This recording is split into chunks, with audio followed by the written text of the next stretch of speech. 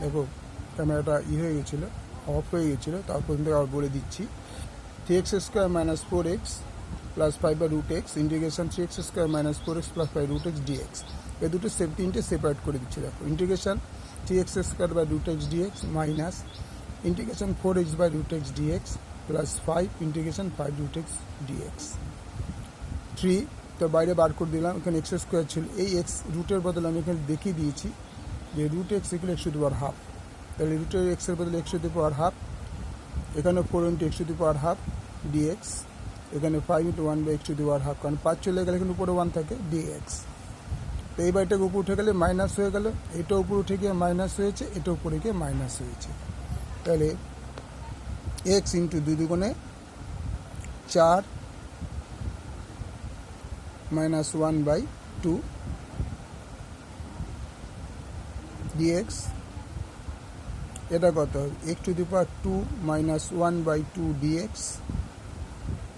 এখানে কিছু করার নেই, এটা মাইনাস x² dx। তাহলে আলটিমেটাম কী দাঁড়ালো x³ 3/2 dx 4 × x⁻² dx plus 5 × x⁻−1/2 dx। এবার আমরা ইন্টিগ্রেশনে চলে যাব। যখন আমরা ইন্টিগ্রেশনে যাব তার ফর্মুলাটা তোমরা জানোই, আলাদা ফর্মুলা হয়। এটা ইন্টিগ্রেশনের ফর্মুলা x⁻n+1 x⁻n 1+1 আর আমরা যদি সে প্রথমে এটাকে ডেরিভেটিভ করে নিই, তাহলে তো জানোই n × x⁻n−1। দেখো আমাদের এখানে তাই হয়েছে, n × x⁻n−1। তাহলে দেখো 3 ×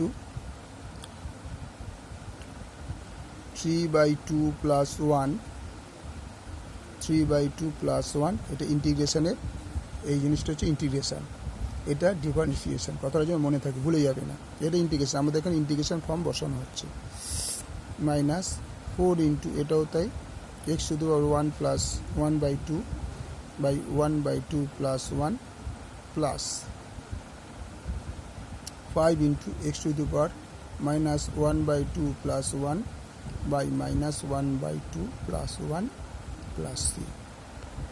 তাহলে এখানে কত হলো 3 × এটা কত হলো x⁻5/2 আর নিচে তোমার হয়ে গেল 5/2 মাইনাস 4, এটা হয়ে গেল x⁻3/2 আচ্ছা, প্লাস এটা হয়ে গেল x⁻5 × x⁻1/2 1/2 প্লাস 3। এবার দেখো এটাকে উল্টে দিচ্ছি, 3 × 2/5, এটার পাশে উল্টে যাচ্ছে, 3 × 2/5 × x⁻5/2 minus 4 × 2/3 x⁻3/2 plus 5 × 2 x⁻1/2 plus 3।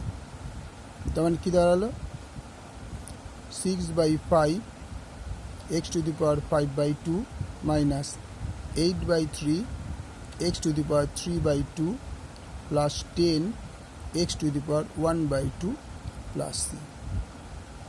Answer okay, আশা করি বোঝা গেল। আবার প্রথম দিকে অঙ্কটা দেখে নাও, পুরো অঙ্কটা একবারে দেখে নাও। আবার বলে দিচ্ছি, এইটা হচ্ছে ডিফারেন্সিয়েশনের ফর্মুলা, এটা হচ্ছে ইন্টিগ্রেশনের ফর্মুলা, এটা কিন্তু ভুলে যাবে না। ডিফারেন্সিয়েশন যখন করবে তখন এই ফর্মুলা হিসেবে, ইন্টিগ্রেশনে কিন্তু এই ফর্মুলা। ওকে ওকে, ভালো লাগলে লাইক করো, শেয়ার করো, সাবস্ক্রাইব করো, বন্ধুদের মধ্যে ছড়িয়ে দাও।